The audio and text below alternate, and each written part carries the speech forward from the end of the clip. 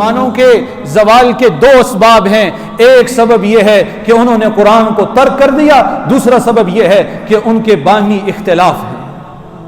یہ دو چیزیں ایسی ہیں کہ جنہوں نے مسلمانوں کو ذلیل کر کے رکھ دیا. اب یہ اختلاف کوئی بری چیز نہیں ہے، انتشار برا ہے. رسول اللہ نے فرمایا میری امت کا اختلاف رحمت ہے. کیا معنی اختلاف رحمت ہے؟ یار جہاں پر بھی ذی شعور لوگ ہوں گے ان کی آرام میں اختلاف ہوگا. اختلاف ہو جانا یہ تو رحمت ہے، لیکن اس اختلاف کی بنا پر انتشار ہونا، لڑائی جھگڑے کا سبب بنا، یہ خدا نخواستہ بڑے ہی اللہ رب العزت کی طرف سے عذاب کا سبب ہے.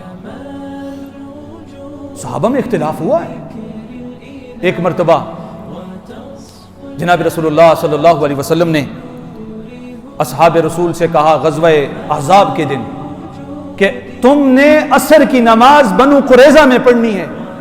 بنو قریظہ میں صحابہ جو ہیں چل پڑے. عصر کا وقت ہوا تو صحابہ کے درمیان اختلاف ہو گیا. بعض صحابہ نے کہا کہ جناب چونکہ عصر کا وقت ہے تو نماز پڑھ لیتے ہیں. بعض نے کہا چونکہ رسول اللہ نے فرمایا تھا کہ بنو قریظہ میں ادا کرنی ہے تو پھر ہم بنو قریظہ میں پڑھیں گے. تو پہلی جماعت نے کہا جناب حضور کا منشا اور مقصد یہ تھا کہ بھائی جلدی سے جلدی آپ وہاں پہنچو.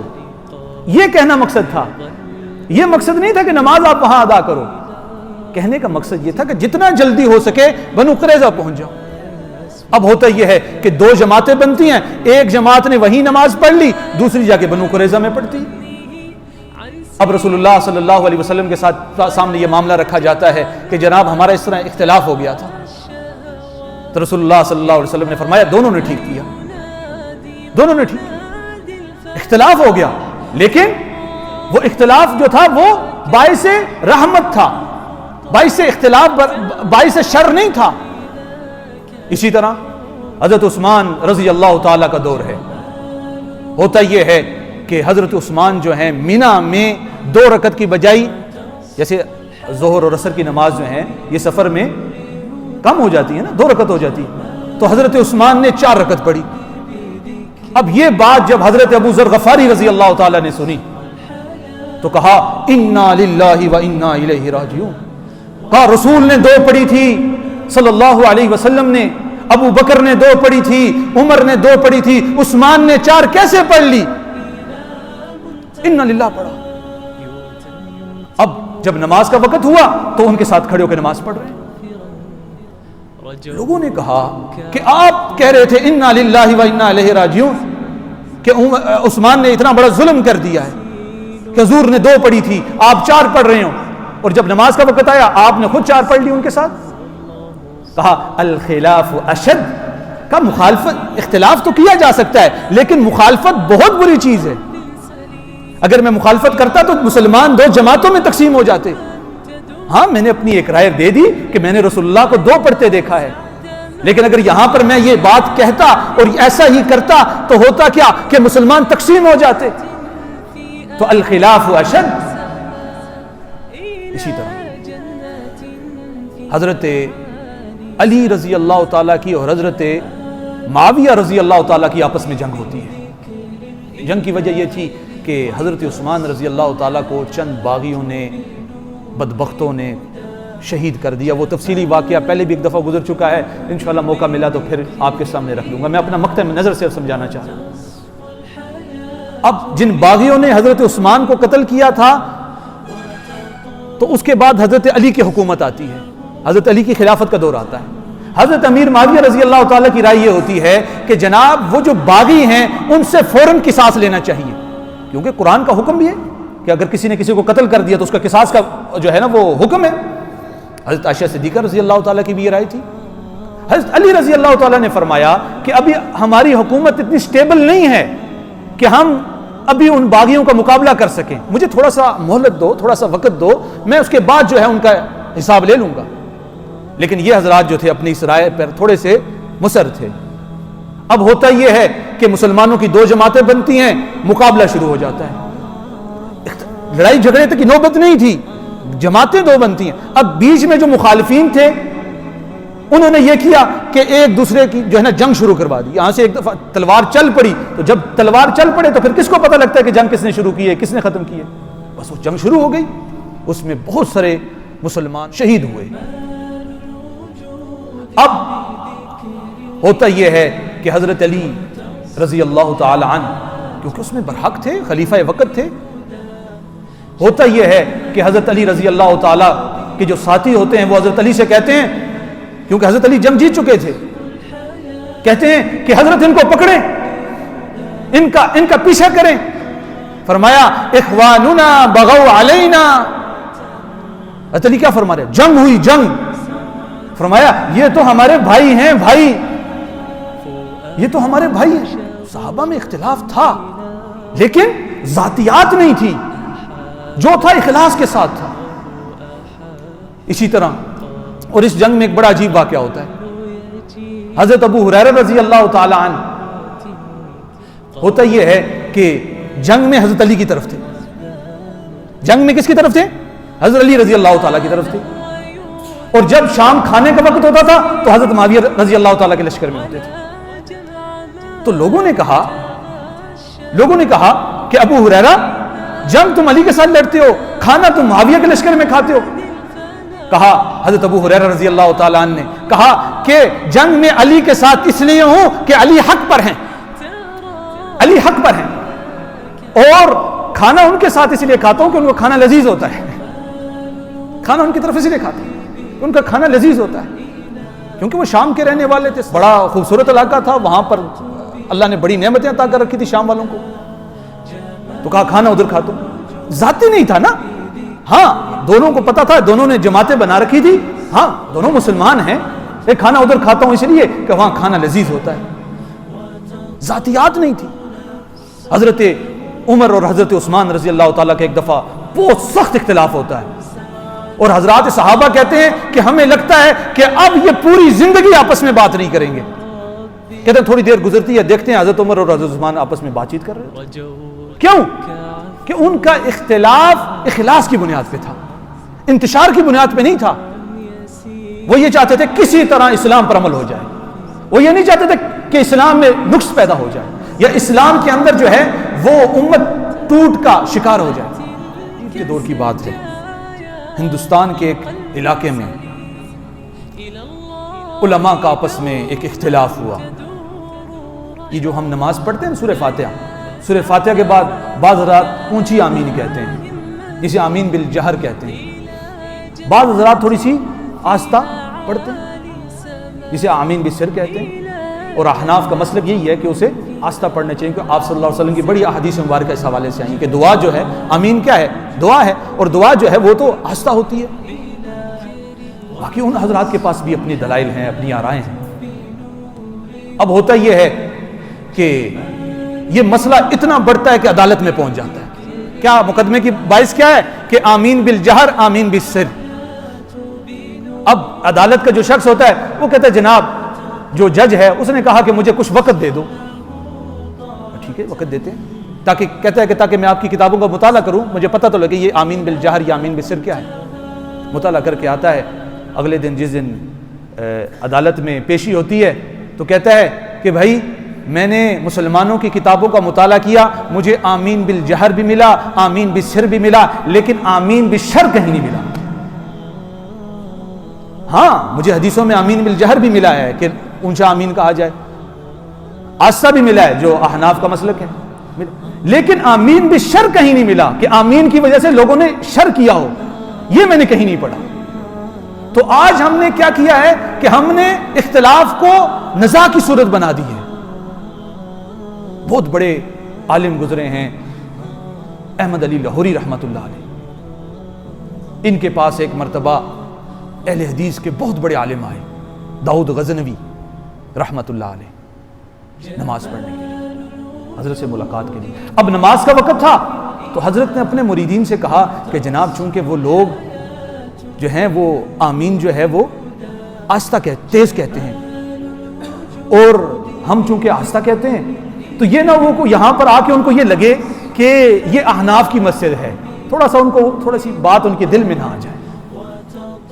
تو کہا اپنے مریدین سے کہہ دیا کہ آپ نے آمین بالجہر کہنا ہے، تیز آمین کہنا ہے، اور جتنے بھی ہے رفع دین کرنا ہے، سب معاملہ کرنا ہے۔ اب جو اہل حدیث عالم تھے انہوں نے اپنے مریدین اور ساتھیوں سے کہہ دیا کیونکہ جا رہے ہم ان کی مسجد میں ہیں تو خیال کرنا کہ تیز آمین نہ کہنا کہ فتنے کی صورت بن جائے، اور باقی معاملات بھی احناف کی طرح کرنا کیونکہ وہ بھی سنت سے ثابت ہے۔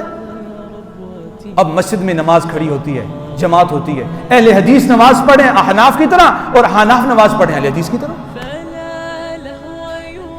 کیا محبت تھی، کیا اتفاق تھا، کیا مسلمانوں کے درمیان اتحاد تھا، اور آج کیا ہو چکا ہے کہ انتشار بنا چکے ہیں، اور سب سے زیادہ انتشار تو آج سیاست میں بنا دیا ہے، اپنی سیاست خراب کر دی ہے۔ آج کے پچھلے دنوں میں کیا واقعہ ہوا ہے، چند روز پرانی بات ہے نا، مدینہ منورہ میں کیا ہوا ہے کہ لوگوں نے وہاں پر جو ہے وہ دوسروں کو نعرے لگا کر برا بلا کہنا شروع کر دیا۔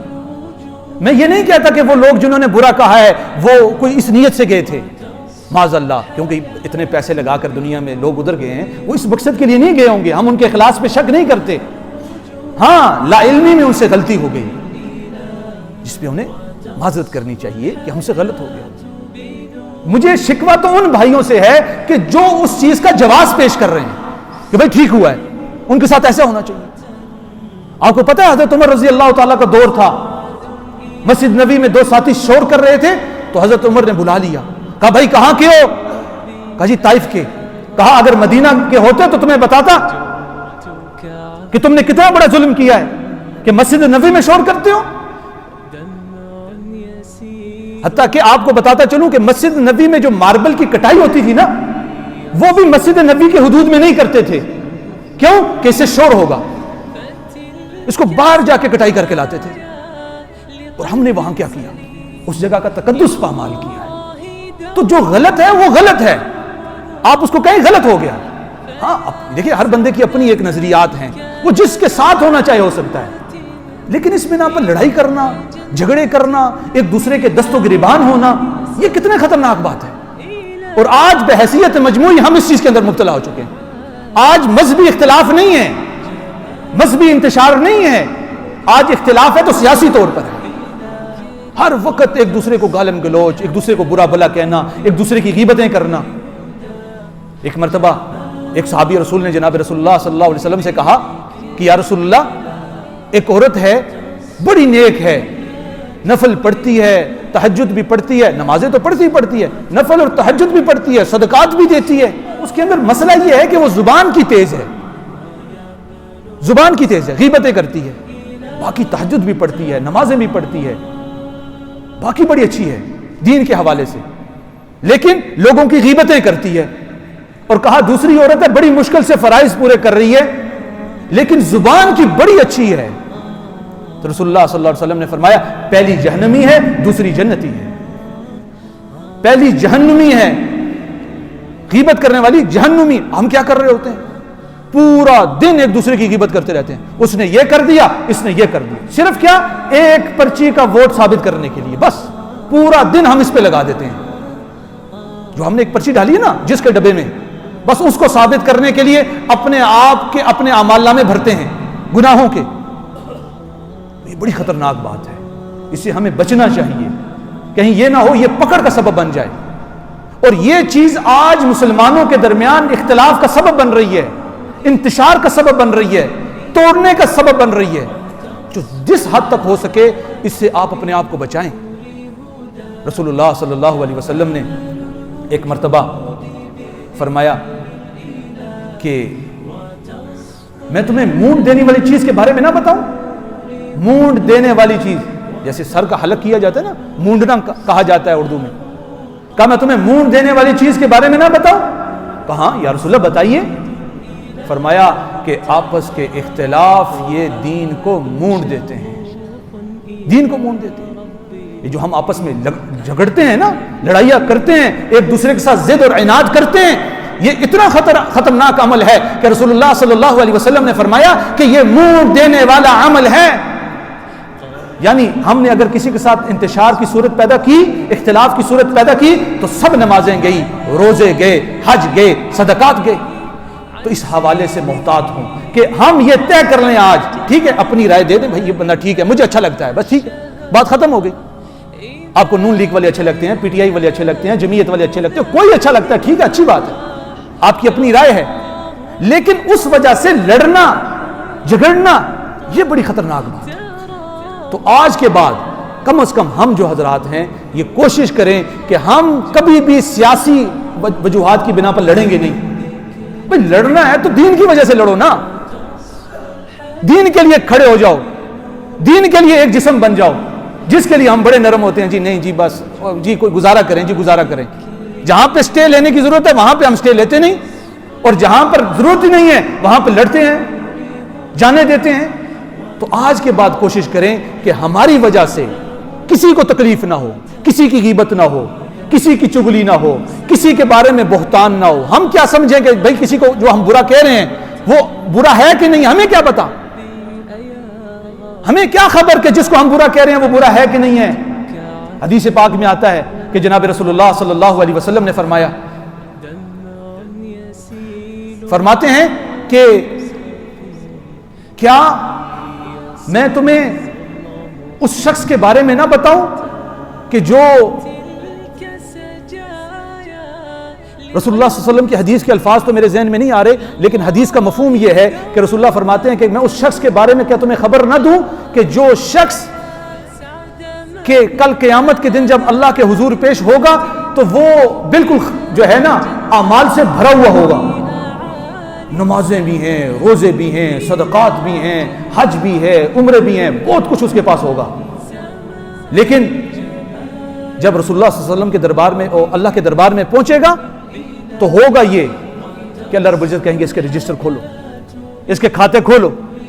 بندہ اپنے اندر بڑا خوش ہوگا, جناب میں تو بڑے روزے لے کے آیا, میں تو بڑے حج لے کے آیا, میں تو بڑے صدقات لے کے آیا, میں تو بڑی نمازیں لے کے آیا. دل ہی دل میں خوش ہوگا, کیوں, اس نے پڑھی ہوں گی. اللہ کہیں گے رجسٹر کھولو.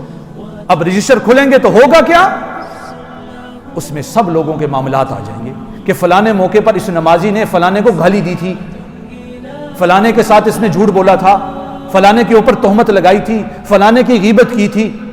اب وہ دن ہوگا لا درہم ولا دینار, وہاں اور کوئی کرنسی نہیں ہوگی, ایک ہی کرنسی ہوگی, اور وہ کرنسی کیا ہوگی, نیکیاں جو ہم نے دنیا میں کی ہوں گی. اللہ رب العزت فرمائیں گے ہاں جس بندے کو اس نے گالی دی ہے اس بندے کی گالی دینے والے کی نیکیاں جو ہیں اس بندے کے پلڑے میں ڈال دو, ڈال دی جائیں گی. دوسرا آ جائے گا جی فلانے موقع پر اس نے میرے اوپر تہمت لگائی تھی, اس کا بدلہ دیا جائے گا. تیسرا آ جائے گا فلانے موقع پر اس نے میرے ساتھ یہ ظلم کیا تھا, وہ دیا جائے گا. اب نیک جو تھا اس کی نمازیں ختم, روزے ختم, حج ختم. فرشتے کہیں گے یا اللہ اب کیا کریں, گناہگار جن کے اس نے حق دینے ہیں ان کی تو قطار لگی ہے اور اس کے پاس نیکیاں کوئی نہیں. تو اللہ فرمائیں گے ہاں جس کے ساتھ اس نے ظلم کیا ہے اب ان کے گناہ اس کے اوپر ڈھالنا شروع کر دو. اب گناہ ڈالے جائیں گے اور ہوگا یہ کہ وہ حاجی صاحب, وہ نمازی, وہ حج کرنے والا, وہ روزے رکھنے والا, وہ لوگوں خیرات کرنے والا جب اللہ کے دربار سے جائے گا تو اب وہ اس کے سر پر گناہوں کے انبار ہوں گے اور اس کو جہنم میں بھیج دیا جائے گا. تو کہنے کا مقصد یہ ہے کہ اپنی زبانوں کو ان غیبتوں کی وجہ سے, انتشار کی وجہ سے اگر کیا ہے اللہ سے معافی مانگ لیں, آج اللہ سے توبہ کر لیں. آج کے بعد یہ طے کر لیں کہ ہم کسی سے کبھی بھی جھگڑا نہیں کریں گے, نہ سیاسی طور پر, نہ لسانی طور پر, نہ قومی طور پر, نہ مذہبی طور پر. بس اپنی رائے رکھ دی, بس بات ختم ہو گئی. ضرورت ہے تو رائے رکھیں, ضرورت نہیں ہے تو بات نہ کریں. رسول اللہ صلی اللہ علیہ وسلم بلکہ قرآن میں اللہ فرمایا اذا خاطبهم الجاهلون قالوا سلام, جب کوئی جاہل آدمی تم سے مخاطب ہو بس اسے سلام کرو, اسے زیادہ بحث مباحثہ نہ کرو, اپنا وقت کا ضیاع نہ کرو.